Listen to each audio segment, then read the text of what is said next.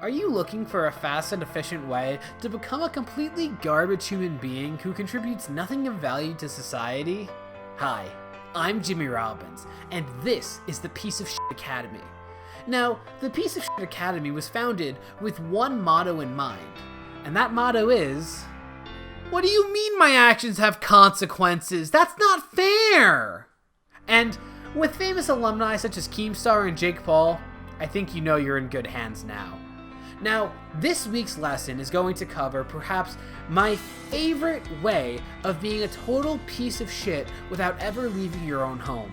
That's right, this is SWAT a Bitch 101. Now, if you're new to being a total piece of shit, you might not be familiar with what swatting actually is. So, to put it simply, swatting is the act of calling police with false concerns of there being imminent danger at a location. It could be because someone's building a bomb, it could be because someone's holding someone else captive, it could really be anything. But you ideally would give them the location of an adversary of yours. That way the police have reasonable cause to kick down the front door, no questions asked. And if you're lucky, you might even get a SWAT team in on the action. Swatting, you get it. And of course, we're discussing swatting this week in response to the experiences of TikTok sensation Josh, aka World of T-Shirts. Now, Josh is best known for making several TikToks in which he went viral, where he acts like this in New York. I run this city now. Me.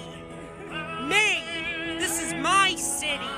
New York is my city. Which, you know, yeah, is obnoxious, but like, fine, whatever, that's what he's known for. And Josh has been at the center of some controversy lately because of a clip that came out of him throwing a fish against the pavement and stepping on it repeatedly.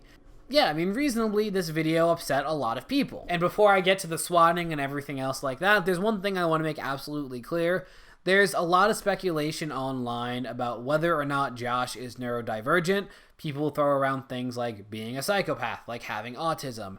However, there has been no official confirmation that he is in any way neurodivergent. So while there is speculation of that, I'm not going to speculate myself because don't speculate about shit like that. That's really not cool. Like, I'm not going to do what a lot of people have done, which is kind of say that he stepped on the fish in some way because of possibly having autism, because that just seems really offensive to anyone with autism who wouldn't do something like that. Like, that seems like a really cheap cop-out, you know? And this controversy is ongoing. If you go to any video of Josh's, even now, all of the comments are about the fish, even though some time has passed since it came out. Now, I'm not one to cover online drama without there being some kind of point, so what exactly is my point? Well, this bullying of Josh has escalated to the point that he himself was actually swatted. He was staying at a hotel in New York when someone called the hotel with a false bomb threat. This led to police having to intervene and Josh being kicked out of his hotel. Don't get me wrong, the clip of him stomping the fish is gross. It's concerning. There are clearly a lot of issues at play there. But your first instinct with all of this is to leave Josh mean comments or to have him fucking swatted in the name of some lame-ass vigilante justice that you get to enact. You're a piece of shit. I can't stress that enough.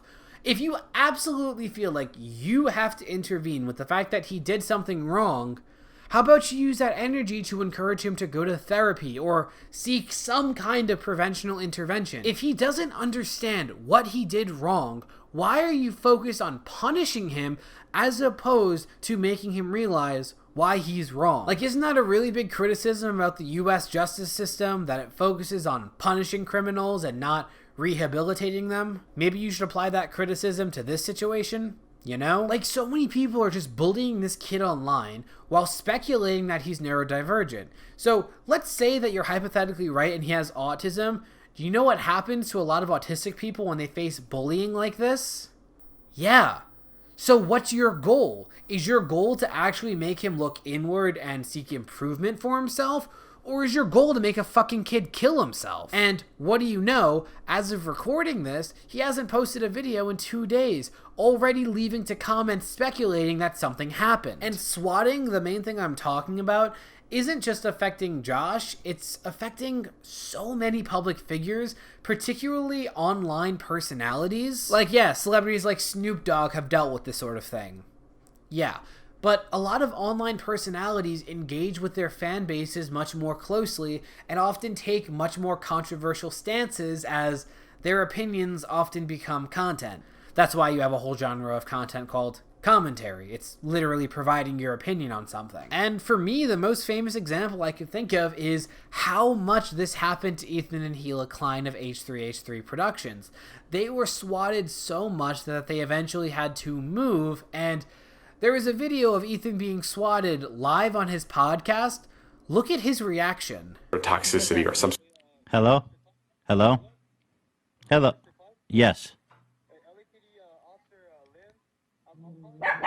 What happened? Yeah, we're okay. I know I've probably just, I keep getting swatted, but yeah, everything's just fine over here. Thanks for calling. Okay. Okay, thank you. Bye. What is that? We just got swatted. Well, But so less intense. it's been happening so much now that they just call me and be like, "Are you okay? We just got a call."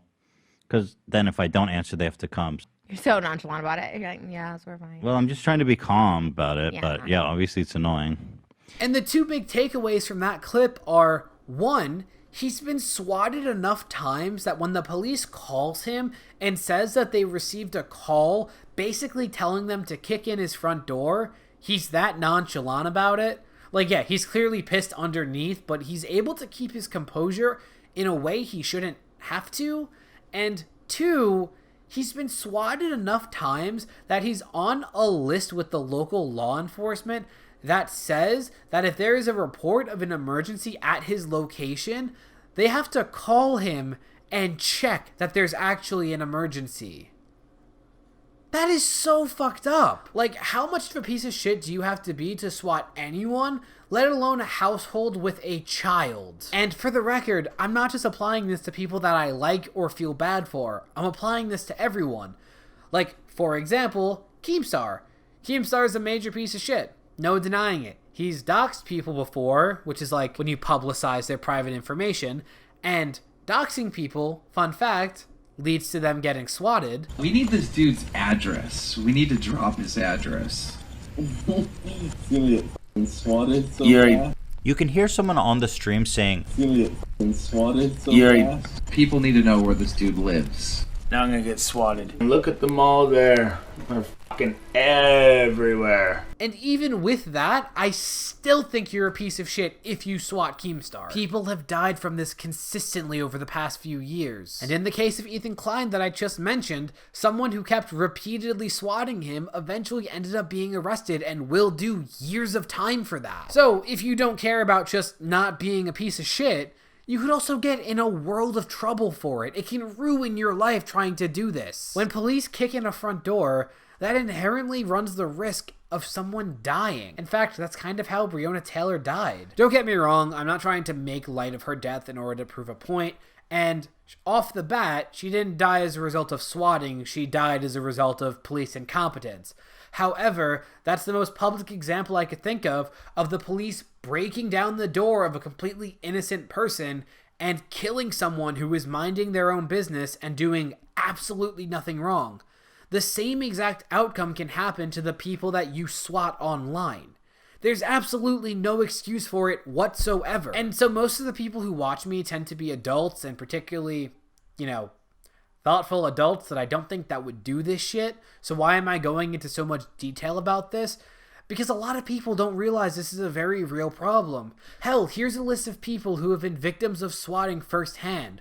Whatever your opinions of different types of people are, you can absolutely find names that you respect and admire on this list. A lot of the people doing this are kids who are at the age where they like taking a risk or playing a prank and don't understand the consequences of how serious this is.